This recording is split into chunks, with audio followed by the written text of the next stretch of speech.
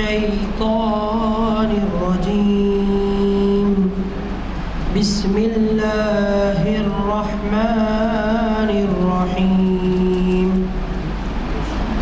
وما كان لمؤمن ولا مؤمنة إذا قضى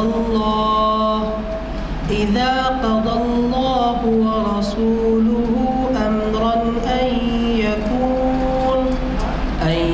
يكون لهم الخيرة من أمرهم ومن يعص الله ورسوله فقد ضل ضلالا مبينا صدق الله العظيم. آج 2 جمادی الاول 1446 ہجری مطابق 4 نومبر 2024 عیسوی دن پیر بعد نماز عصر عالیہ مقام جامع مسجد عالیہ گن فاؤنڈری کے کانفرنس ہال میں منعقد کی جا رہی ہے. شریعت انفارمیشن سروس کی 960ویں نشست. عنوان ہے قرآن کی پیشن گوئیاں. مخاطب کریں گے عالی جناب حافظ محمد اسحاق کمال قادری صاحب. میں ادباً گزارش کرتا ہوں عالی جناب حافظ محمد اسحاق کمال قادری صاحب سے وہ شہ نشید پر آئیں اور ہمیں مخاطب کریں.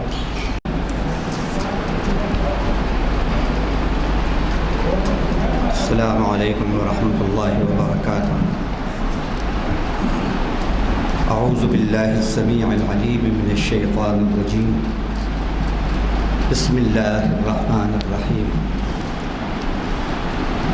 الحمد للہ رب العالمین الرحمن الرحیم مالک یوم الدین والصلاة والسلام علی سیدنا محمد وآلہ وصحبہ اجمعین ومن تبعهم بإحسان إلى يوم الدين. اما بعد.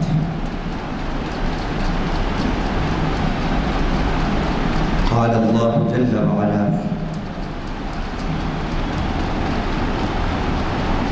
في كتابه المجيد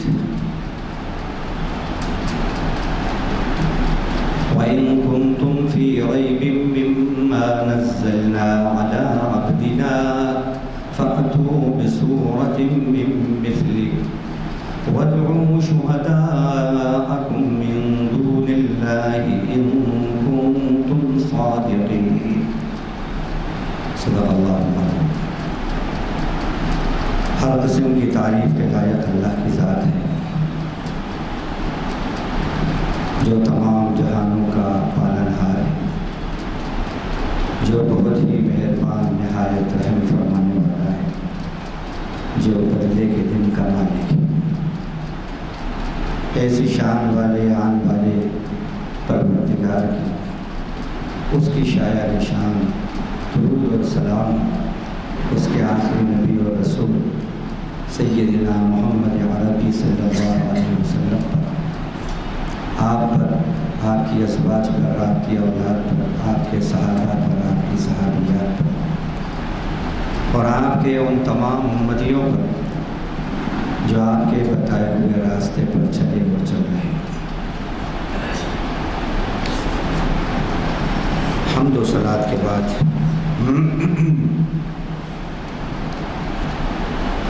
آج بتاریخ 4 نومبر 2024 مطابق 2 جمادی الاولیٰ 1446 ہجری بروز پیر بروقت درمیان عصر مغرب بمقام مسجد عالیہ گن فاؤنڈری ایبٹس حیدرآباد تلنگانہ.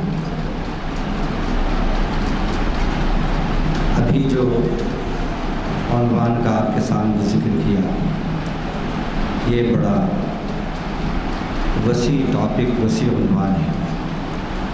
کوشش کریں گے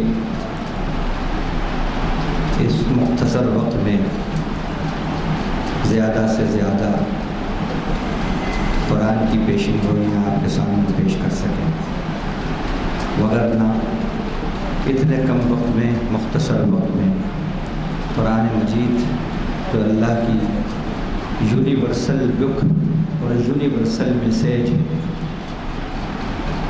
اس کا احاطہ، اس کی پیشن گوئیوں کا احاطہ ناممکن ہے۔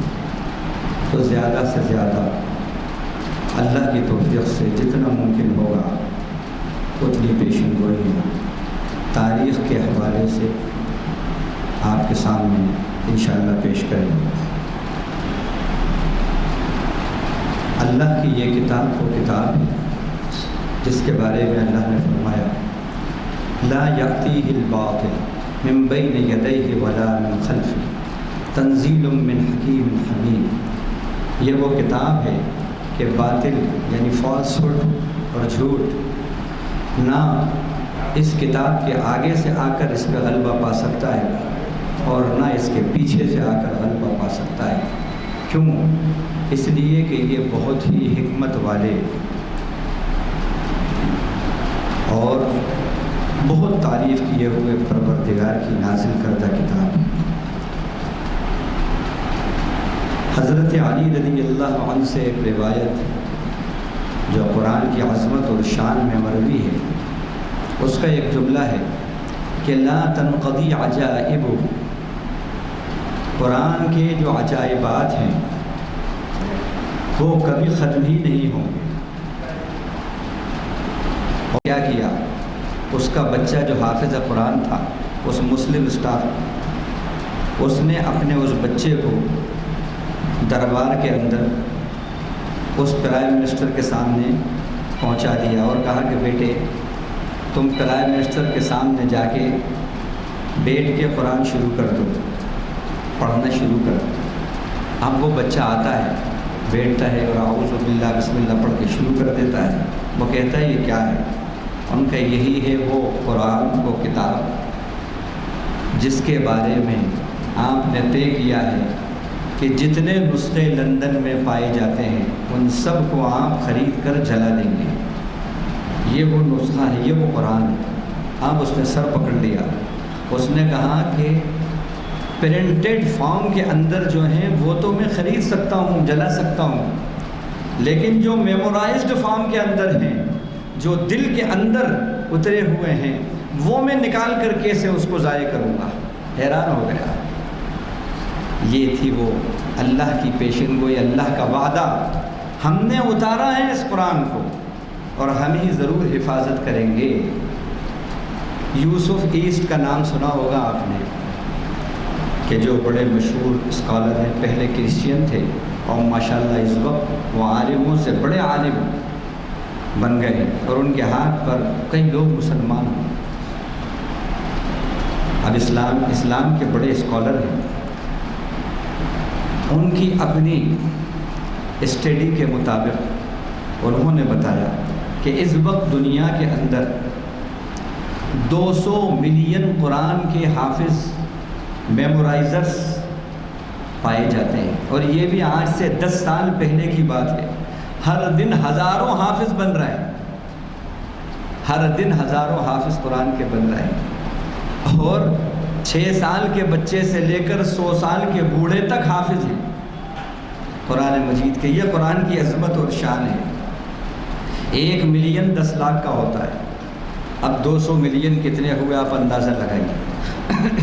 اور یہ 10 سال پہلے کی بات ہے، اب تو پتہ نہیں اور کتنے بڑھ گئے ہوں گے اس میں۔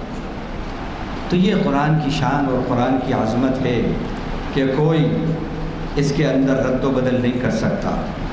ابھی کچھ سال پہلے، اور بلکہ کچھ سال پہلے کیا آتے رہتے ہیں اس طرح کے آرٹیکلز کہ جیوز نے، یہودیوں نے اور عیسائیوں نے بڑی سازشیں کی کہ اگر تمہیں اسلام کو مٹانا ہے تو سب سے پہلے یہ جو قرآن ہے اس کے اندر انٹرپولیشنز کرو، اس کو چینج کرو، تبدیلی کرو۔ انہوں نے کوششیں کری اور ایک قرآن تیار کر لیا انہوں نے،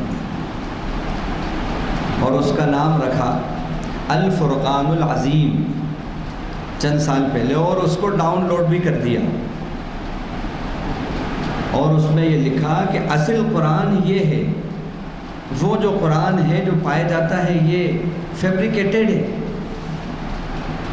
لیکن جس وقت وہ قرآن آیا ہے تو سب نے اس کا مذاق اڑایا، جو اسلامک اسکالر کے علاوہ ہزاروں نان اسلامک اسکالرس ہیں جو عربی کے بہت بڑے اسکالر ہیں، کرسچنز میں بھی یہود میں بھی، تو انہوں نے جب دیکھا تو مذاق اڑایا۔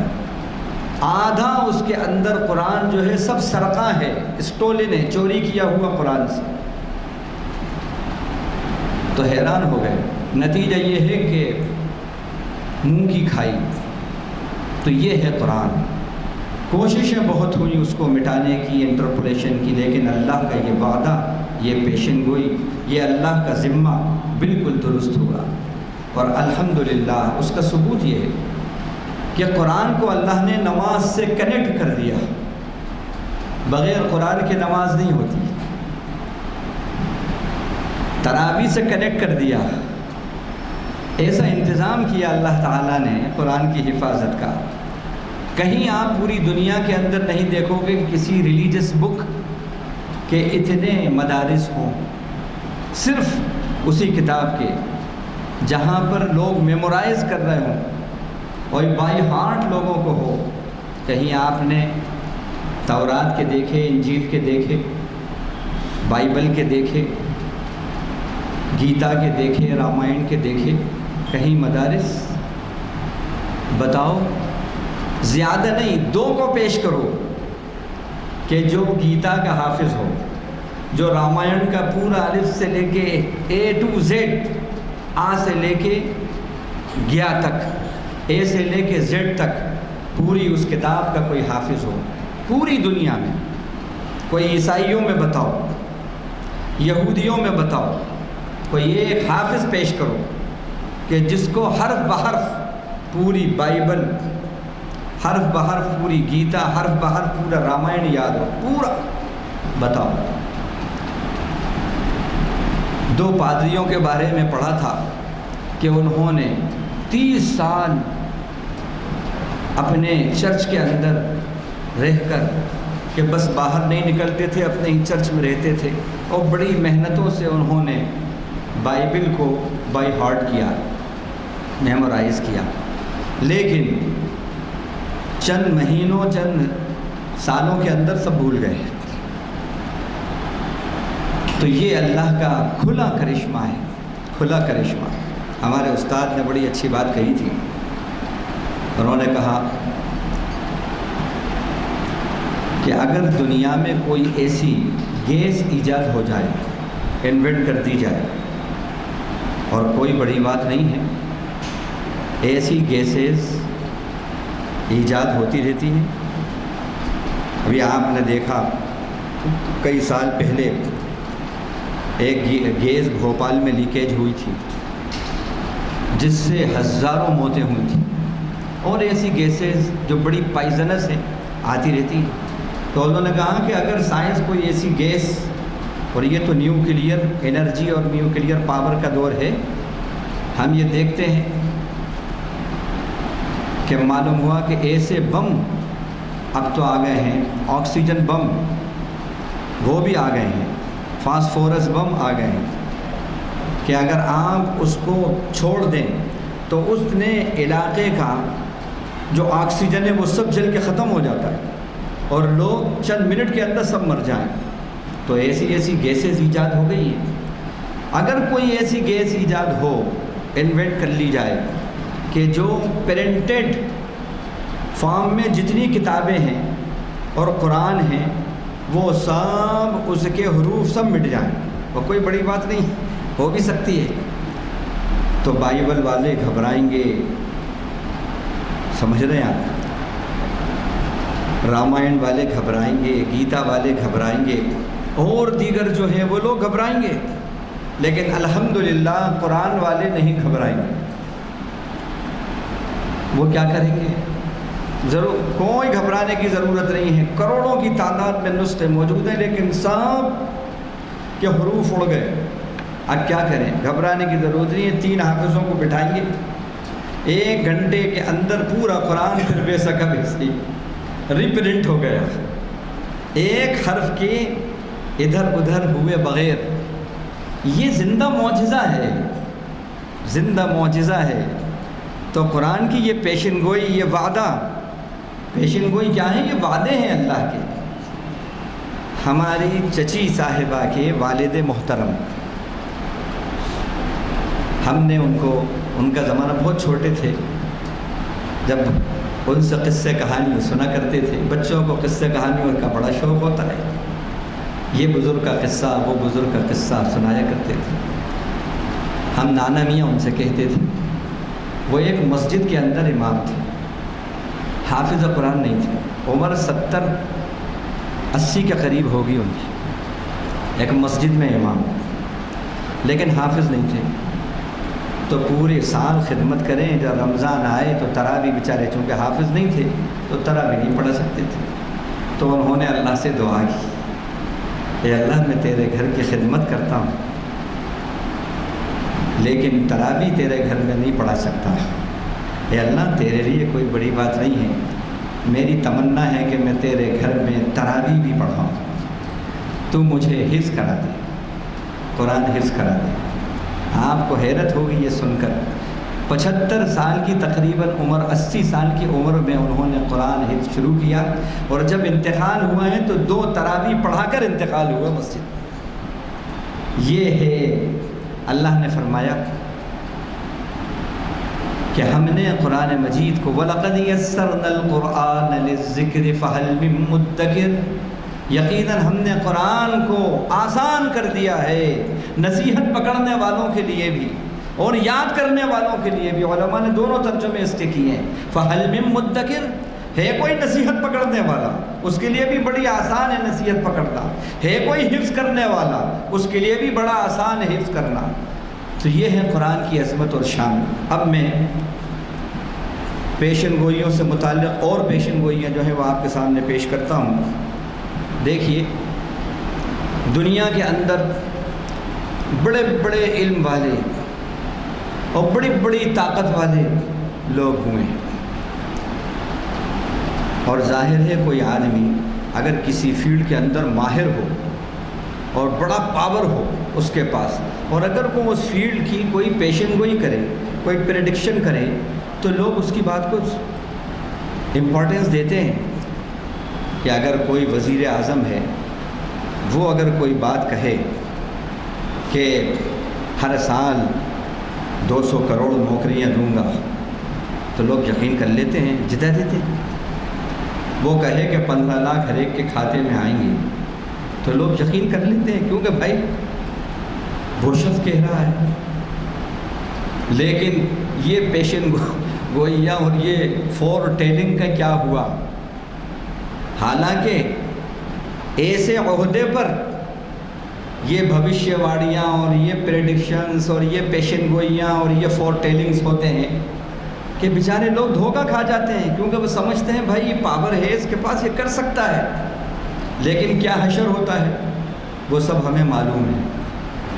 میجورٹی لوگ سبھا میں کھو دیتے ہیں صرف اس وجہ سے کہ جو کہاں وہ کرا نہیں، حالانکہ پاور میں تھے، چاہتے تو کر سکتے تھے، پاسبل تھا، لیکن کر نہیں سکے۔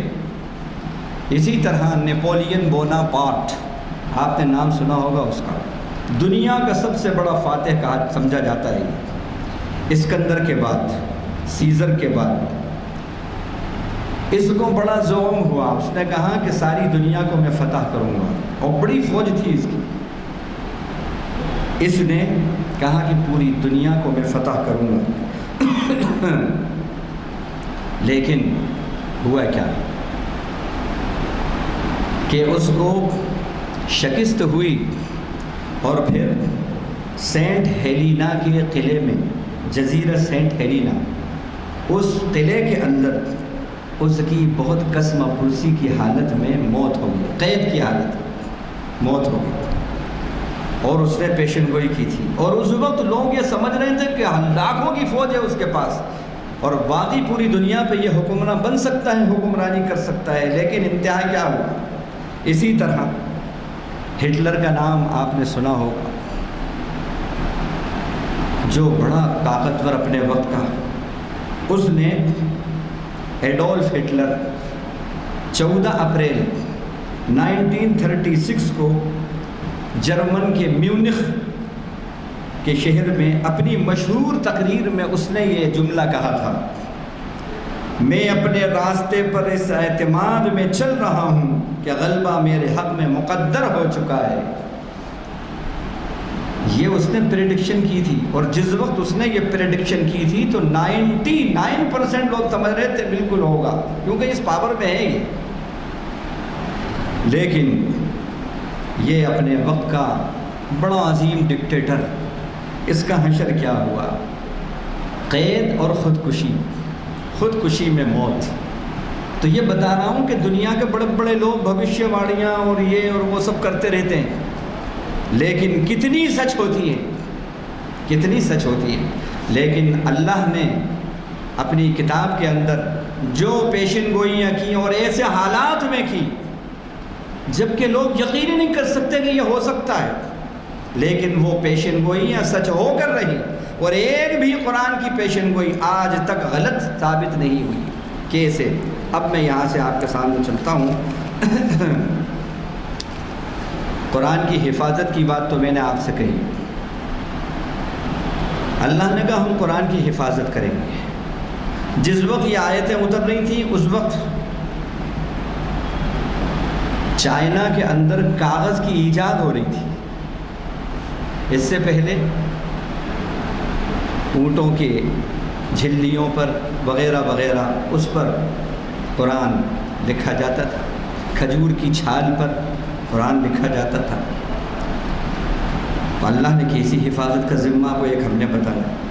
اسی طرح اللہ نے کہا کوئی کتاب، ایک جگہ فرمایا جو آیت ہم نے پڑھی تھی کہ وَإِن كُنتُمْ فِي رَيْبٍ مِّمَّا نَزَّلْنَا عَلَىٰ عَبْدِنَا فَأْتُوا بِسُورَةٍ مِّن مِّثْلِهِ، اگر تم کو شک ہو اس کتاب میں یعنی قرآن میں اس بات پر کہ یہ اللہ کی طرف سے نہیں کسی اور کی طرف سے ہے، تو فَأْتُوا بِسُورَةٍ مِّن مِّثْلِهِ، اس جیسی ایک سورت تو لا کے بتاؤ۔ ایک سورت، پورا قرآن نہیں کہا۔ دوسری جگہ کہا فَأْتُوا بِعَشَرِ سور، دوسری جگہ کہا اچھا 10 سورتیں لا کے بتاؤ، یہاں کہا ایک سورت لا کے بتاؤ۔ اب سورت کے اندر 2.5 پارے کی سورت سورہ بقرہ بھی شامل ہے، اور ایک سطر کی سورت انا اعطیناک الکوثر فصلی لربک ونحر ان شانئک ھو الابتر بھی شامل ہے نا۔ سب سے چھوٹی سورت اور سب سے بڑی سورت 2.5 پارے کی۔ نہ تم بقرہ جیسی سورت لا سکتے اور نہ کوثر جیسی چھوٹی سورت لا سکتے، یہ قرآن نے کہہ دیا۔ اب کیا ہوا دیکھیے، ایک بڑا شاعر گزرا ہے، بڑا شاعر ورید،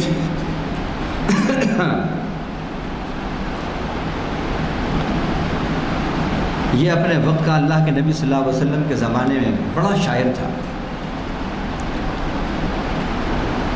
جب یہ چیلنج آیا قرآن مجید کا وَإِن كُنتُمْ فِي رَيْبٍ مِّمَّا نَزَّلْنَا عَلَىٰ عَبْدِنَا فَأْتُوا، ایک سورت لے آؤ، اس نے اس چیلنج کو قبول کر لیا اور کہا میں اس کا جواب دوں گا۔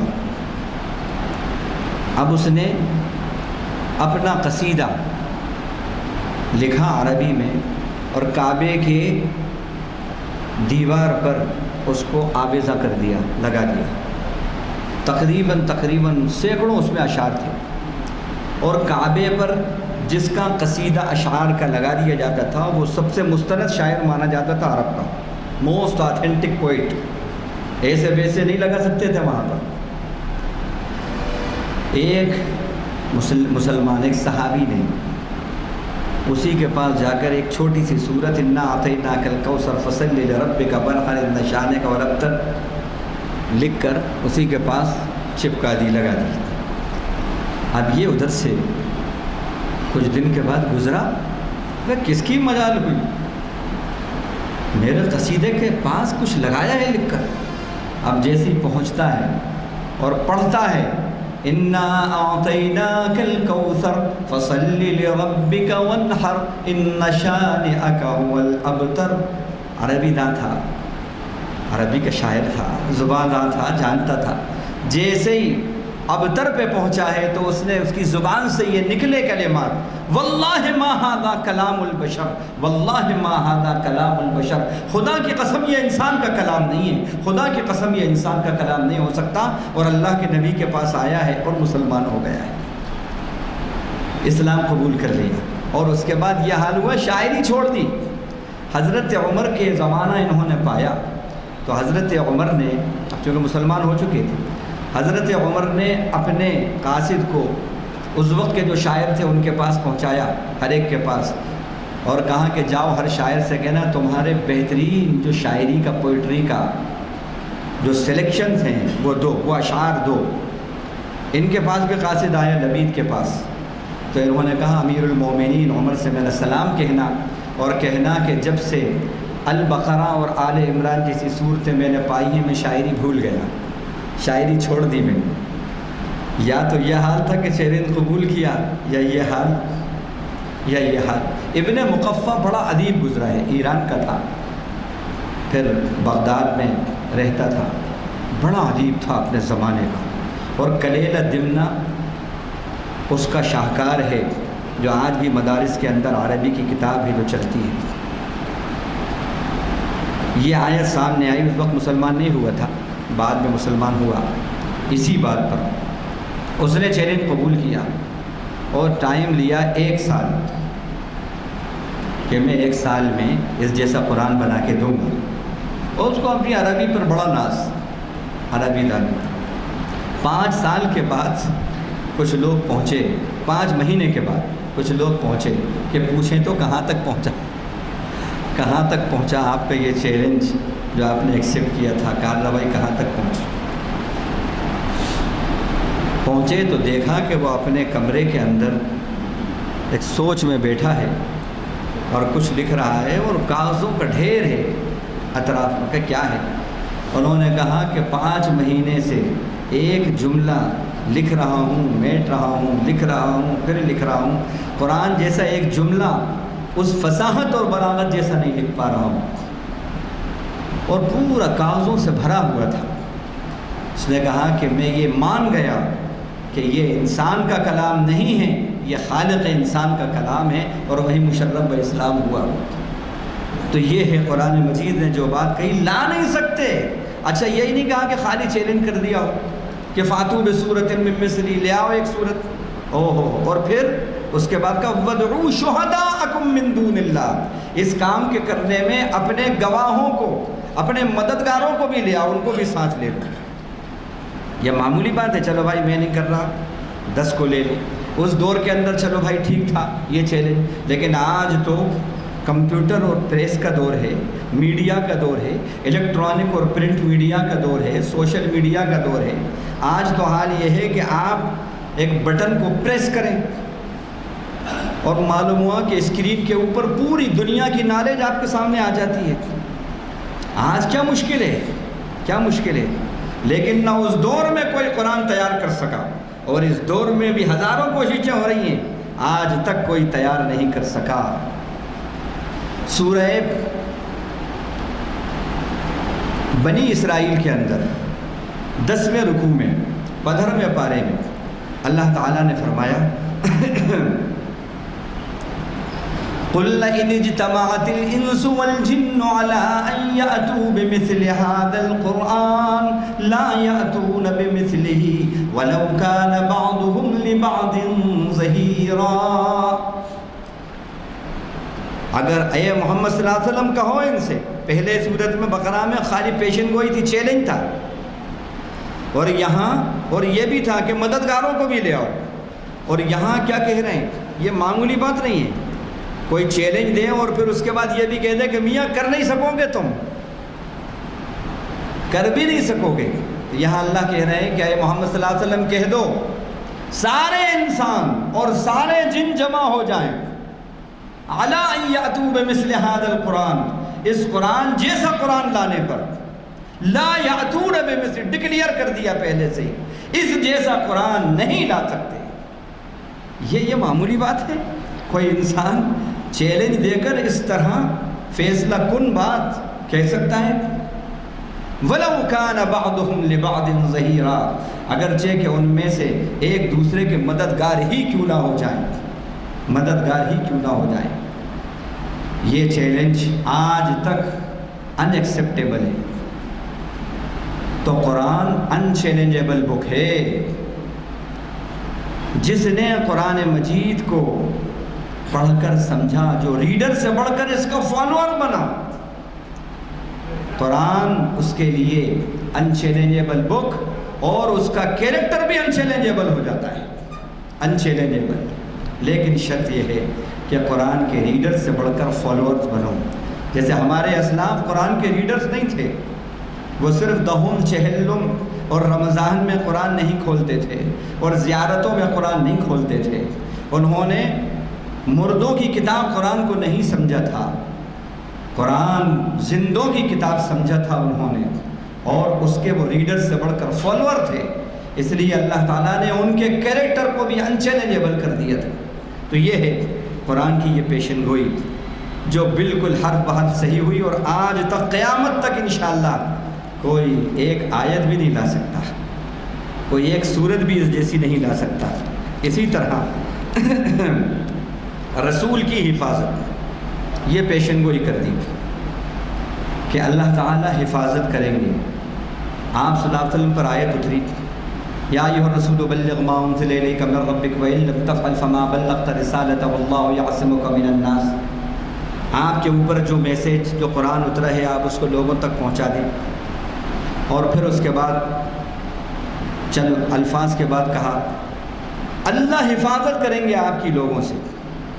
جس وقت یہ آیت اتری ہے رات کا وقت ہے، 2 صحابی پہرا دیتے تھے، ایک آدھی رات تک، دوسرا آخری آدھی رات تک۔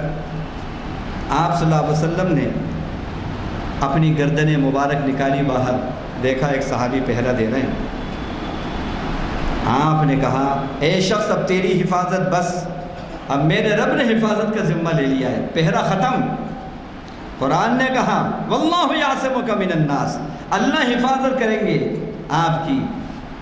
آپ صلی اللہ علیہ وسلم کے اوپر کوششیں بہت ہوئیں، یہودی عورت نے زہر ملایا، کھانے میں زہر ملا کر دیا، یہودیوں نے اوپر سے چٹان رکھ کے آپ کو چاہا کہ آپ کو چٹان سے ختم کر دیں لڑکا کر، کوششیں کتنی ہوئیں، لیکن آپ صلی اللہ علیہ وسلم کی موت طبعی موت، جو اللہ نے فرمایا حفاظت کریں گے، حفاظت کی۔ اسی طرح قرآن دیکھو آپ، یہ پیشن گوئی تھی جو حرف بحرف صحیح ہوئی۔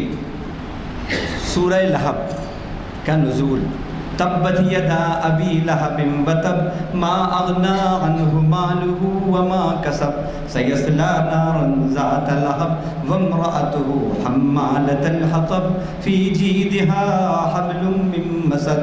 اللہ تعالیٰ نے اس کے اندر اس سورت کا نزول کب کیا؟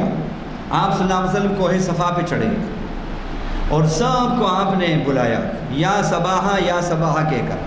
جیسے اگر کوئی پہاڑ پہ چڑھ کے یہ الفاظ بولے تو سب کے سب آ جاتے تھے کہ کوئی مصیبت آ گئی ہے اس پر۔ تو آپ صلی اللہ علیہ وسلم نے وہاں چڑھ کر سب کو بلایا، سب قبیلے والے آ گئے، اور اس کے بعد پھر آپ نے کہا کہ اے لوگو، میرے بارے میں تمہارا کیا خیال ہے، میری باتوں کے بارے میں کیا خیال؟ انہوں نے کہا کہ ہم نے آج تک کوئی جھوٹ کا تجربہ نہیں کیا آپ سے، آپ جو کہتے ہیں سچ کہتے ہیں۔ یہ سننے کے بعد پھر آپ نے کہا کہ دیکھو، اگر میں تم سے یہ کہوں کہ اس پہاڑ کے پیچھے سے ایک بڑا لشکر ہے جو تم پر حملہ کرنے والا ہے، تم یقین کرو گے یا نہیں؟ تو انہوں نے کہا کیوں نہیں، بالکل کریں گے، کیونکہ ہم نے آج تک آپ سے کوئی جھوٹ کا تجربہ ہی نہیں کیا، اور آپ کی نبوت سے پہلے 2 لقب آپ کو مل چکے تھے، ایک الصادق اور ایک الامین۔ آپ سچے ہیں اور آپ امانت دار ہیں۔ تو آپ نے یہ سن کر کہا کہ دیکھو، میں ایک اللہ کی طرف سے وارنر ہوں، کھلا ڈرانے والا ہوں۔ میں تم سے یہ کہتا ہوں کہ یا قولوا یا ایھا الناس لا الہ الا اللہ تفلحوا، اے لوگوں لا الہ الا اللہ کہہ لو، ایمان لے آؤ، فلاح پا جاؤ گے۔ بس یہ سننا تھا کہ ابو لہب موجود تھا، اس مجمع میں اس نے کہا اجمعتنا لہذا تبن لک یا محمد، تبن لک یا محمد، اے محمد نعوذ باللہ تمہارے ہاتھ ٹوٹے ہیں، کیا اس لیے تم نے جمع کیا ہے ہم کو؟ یہ بتانے کے لیے اللہ کو اپنے حبیب کے ساتھ یہ گستاخی پسند نہیں آئی، فوراً اس پر یہ آئے سورہ اتری ہے، سورہ لہب، اور اس کے اندر کہا تبت یدا ابی لہب وتب، ابو لہب کے دونوں ہاتھ ٹوٹ گئے۔ مراد یہاں ہے کہ برباد ہو گیا، ما اغنا عنہ مالہ وما کسب، اور جب اس کی بربادی کا وقت آئے گا تو اس وقت نہ اس کا مال اس کے کچھ کام آئے گا، نہ اس کی کمائی اس کے کچھ کام آئے گی۔ سیصلی نارا ذات لہب، ان قریب وہ ایسی آگ میں داخل ہوگا جو شعلوں والی ہے۔ نام کی کنیت اس کی ابو لہب تھی، ابو لہب عامر بن ہشام غالباً اس کا نام تھا، لیکن نہیں اس کا نام عامر تھا، اور کنیت ابو لہب کیونکہ یہ بڑا گورا اور سرخ تھا، لہب کہتے ہیں شعلے کو، تو لوگ اس کو ابو لہب شعلے کا باپ اس کے گورے اور سرخ ہونے کی وجہ سے کہا۔ اللہ نے بھی وہی الفاظ استعمال کرے کہ ابو لہب غارت ہوا اور اس کا نہ مال کام آیا اور نہ اس کی کمائی کچھ کام آئی۔ سیصلی نارا ذات لہب، ان قریب ایسی آگ میں داخل ہوگا جو شعلے والی آگ ہے۔ وامرأتہ حمالۃ الحطب، اور اس کی بیوی جو ام جمیل تھی وہ بھی اس کے ساتھ آگ میں داخل ہوگی، جو ایندھن لے کر آتی تھی، کانٹوں کی لکڑیاں کانٹے لے کر آتی تھی، اور اللہ کے نبی صلی اللہ علیہ وسلم کے راستے کے اندر جب صبح فجر میں نکلتے اس راستے پہ ڈال دیا کرتی تھی، آپ کو تکلیف ہوتی، چبھ جاتے وہ کانٹے پیر میں۔ اللہ نے فرمایا حمالۃ الحطب، یہ ایندھن اٹھانے والی، کانٹوں کا ایندھن اٹھاتی تھی نبی کے لیے۔ فی جیدہا حبل من مسد، اس کے گلے میں مونج کی رسی پڑی ہوگی، اس کو گھسیٹا جائے گا قیامت کے دن۔ اب اس صورت میں بتانا یہ ہے، اس صورت میں ڈکلیئر کر دیا دونوں جہنمی ہیں، قرآن نے اس صورت میں ڈکلیئر کر دیا کہ یہ دونوں جہنمی ہیں، اور پیشگی بتا بھی دیا کہ سزا یہ ہوگی، ان کو سزا بھی بتا دی۔ اس صورت کے اترنے کے 8 سال تک تقریباً وہ زندہ رہا، اور یہ سورہ اس کے سامنے آ گئی، اور اس کی بیوی پتھر لے کر اللہ کے نبی صلی اللہ علیہ وسلم کی محفل میں آئی، نبی صلی اللہ علیہ وسلم سے انتقام لینے کے لیے، ام جمیل۔ روایتوں میں یہ بات لکھی، حضرت ابو بکر صدیق موجود تھے، ان کا اللہ کے نبی یہ غصے میں دکھ رہی ہے اور آپ سے انتقام لینے آ رہی ہے۔ آپ نے روک دیا سب کو، کہا آنے دو، یہ کچھ نہیں کر سکتی، اللہ کے فرشتے میری حفاظت کرتے ہیں، اللہ نے متعین کیا ہے۔ چنانچہ وہ آتی ہے، آ کے پوچھتی ہے کہاں ہے محمد، اور محمد صلی اللہ علیہ وسلم سامنے ہیں۔ کیوں؟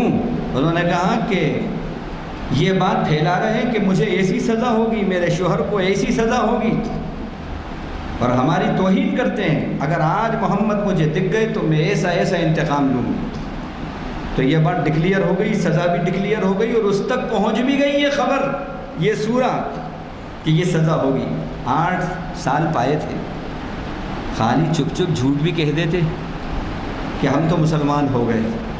اگر فرض کر لیجئے یہ دونوں مسلمان ہو جاتے اور آپ صلی اللہ علیہ وسلم نے دعوت اللہ تو ان تک پہنچائی نہ، چچا تھے ابو لہب، ایسا نہیں ہوا ہوگا کہ آپ صلی اللہ علیہ وسلم نے ان کو اسلام کی دعوت نہ دی ہو، بلکہ آپ صلی اللہ علیہ وسلم کی 2 صاحبزادیاں عتبہ اور عتیبہ جو 2 بیٹے ہیں ان سے منسوب ہو گئیں، منسوب تھیں، اور اس نے آپ صلی اللہ علیہ وسلم کی دشمنی میں اپنے دونوں بیٹوں سے کہا کہ طلاق دو، طلاق دلوا دی نبی کی بیٹیوں کو۔ تو اتنا قریب اور چچا، آپ صلی اللہ علیہ وسلم نے اسلام پیش کیا اور اسے معلوم ہو گیا کہ میری سزا بھی بتا دی ہے قرآن میں، میری بیوی کی سزا بھی بتا دی ہے، جہنمی ڈکلیئر کر دیا۔ اگر اسلام لے آتا وہ اور اس کی بیوی، جیسے حضرت حمزہ اسلام لے آئے تھے، وہ بھی تو چچا تھے، اسلام لے آتا تو قرآن ہمیشہ کے لیے جھوٹا ہو جاتا، نہیں ہوتا؟ بھائی مسلمان ہو گئے تو سواری پیدا نہیں ہوتا پھر جہنم میں جانے کا، ایمان والے کے لیے قرآن جھوٹا ہوتا نہیں ہوتا۔ لیکن یہ قرآن کی پیشن گوئی پہلے طے کر دیا، یہ جہنمی ہے اور جہنمی مرے گا۔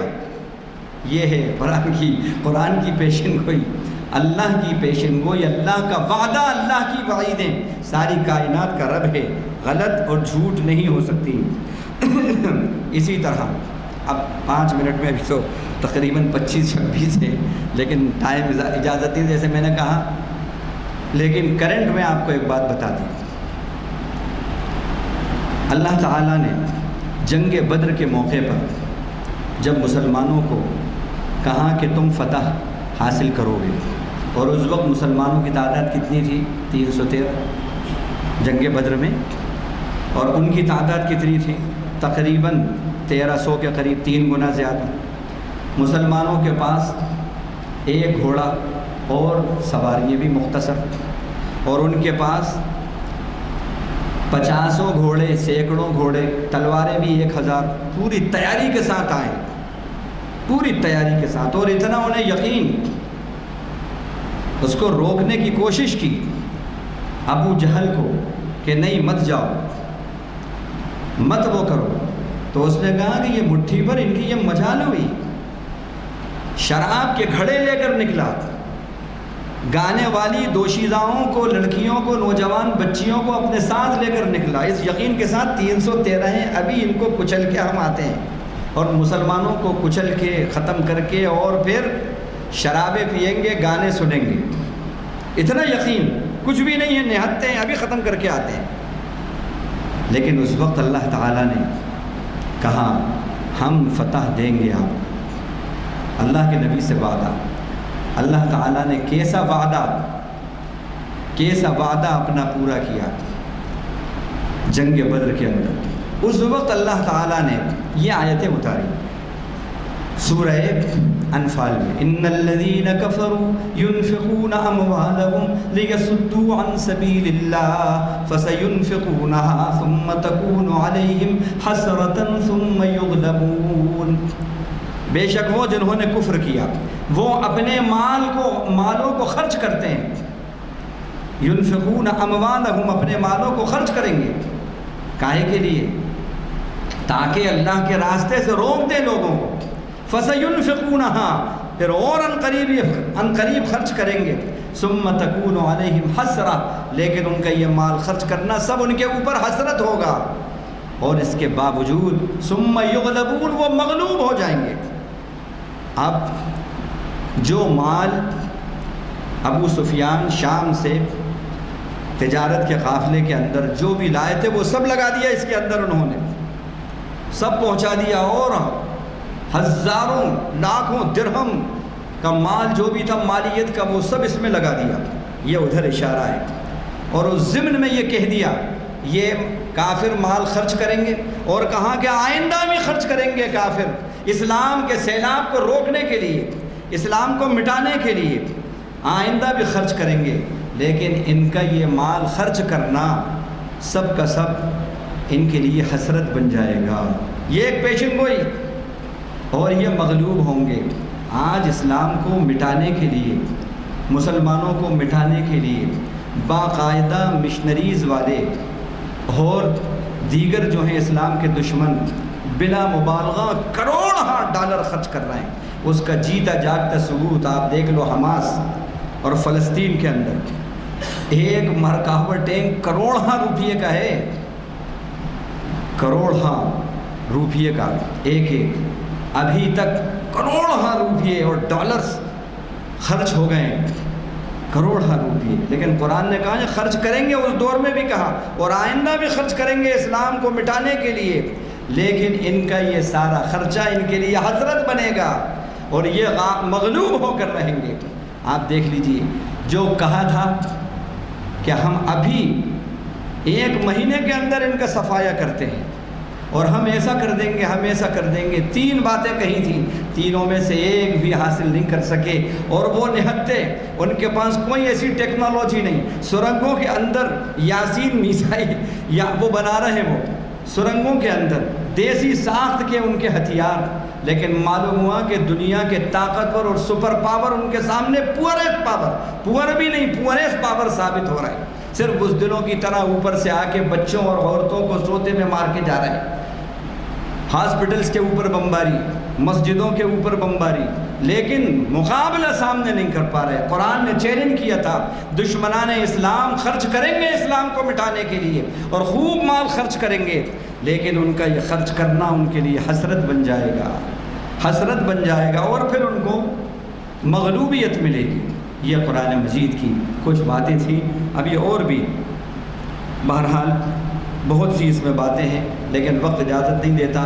انشاءاللہ اللہ نے اگر توفیق دی تو آئندہ اس سلسلے کو جاری رکھیں گے، اور قرآن کی وہ پیشن گوئیاں کہ جب ہم اس پر مطالعہ کرتے ہیں تو ہمارے ایمان میں اضافہ ہوتا ہے۔ تو بس خلاصہ یہ ہے کہ یہ سب باتوں کا مقصد یہ ہے کہ یہ جو پروفیسیز ہیں قرآن کی اور پریڈکشنز جو ہیں، یہ صرف اس لیے نہیں ہے کہ ہم بس سن لیں اور ماشاءاللہ سبحان اللہ کر دیں، بلکہ اس کا مقصد یہ ہے کہ ہمارے ایمان میں اضافہ ہو اور ہم قرآن مجید کے ریڈرز سے بڑھ کر فالوورز بنیں، اور اس کے وعدوں پر بھی یقین، اس کے وعیدوں پر بھی یقین، بھلے ہی ہمیں حالات جو ہیں وہ نارمل نہیں لگ رہے ہوں، اب نارمل لگ رہے ہوں، لیکن یہ یقین رکھیں اللہ کے جو وعدے ہیں وہ برحق ہو کر رہتے ہیں، اللہ کے فیصلے برحق ہوتے ہیں، اللہ کی مددیں اور نصرتیں ایمان والوں کے لیے اور قرآن کے فالوورز کے لیے آ کر رہتی ہیں۔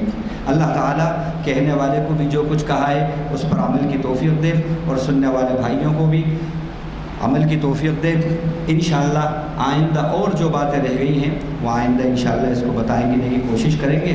وآخر دعوانا ان الحمدللہ رب العالمین وصلی اللہ وسلم علی النبی الکریم سبحان ربک رب العزة عما یصفون وسلام علی المرسلین آمین والحمدللہ۔